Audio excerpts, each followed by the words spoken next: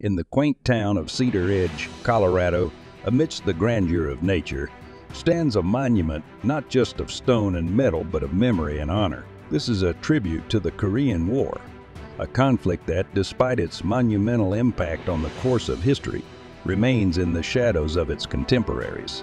Yet, for those who lived through it, and for the families touched by its consequences, it is anything but forgotten. The Korean War, erupting in 1950, was a manifestation of the global struggle between communism and democracy, drawing millions into a fray that would alter the Korean peninsula and the world beyond. Amidst this, the United States and its allies, under the banner of the United Nations, found themselves engaged in a conflict that tested the limits of human resolve and ingenuity. And United Nations troops and equipment pour across toward the capital city of Seoul.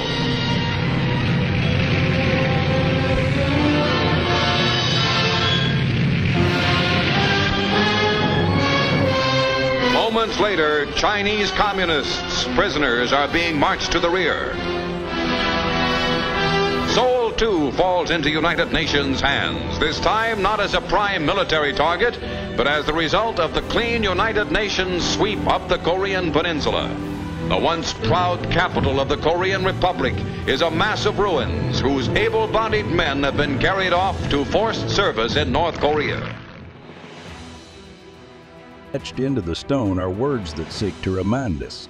This was of the forgotten war, a conflict overshadowed in history, yet its echoes resonate powerfully for those who seek to remember. The monument serves as a sentinel of memory, urging us not to overlook the sacrifices made in distant lands. All gave some gave all. These words carved into the monument encapsulate the profound sacrifices of those who served. Each name, each story, is a testament to the bravery and losses endured. It's a universal truth of war, speaking to the shared burden of soldiers and the ultimate price paid by many.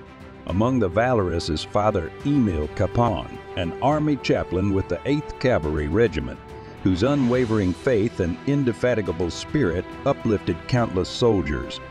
He was taken as a prisoner of war by Chinese forces on November 2, 1950. Once inside the dismal prison camps, Kapaun risked his life by sneaking around the camp after dark, foraging for food, caring for the sick, and encouraging his fellow soldiers to sustain their faith and their humanity. Awarded the Medal of Honor and canonized for his sanctity, Father Kapaun's legacy is one of spiritual resilience, embodying the light of hope and humanity amidst the darkest hours of war. This monument also heralds the advent of battlefield innovation.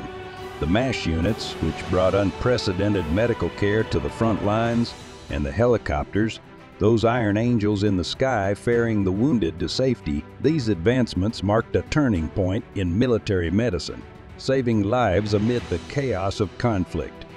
Highlighted, too, is the poignant narrative of a bridge linking two worlds apart.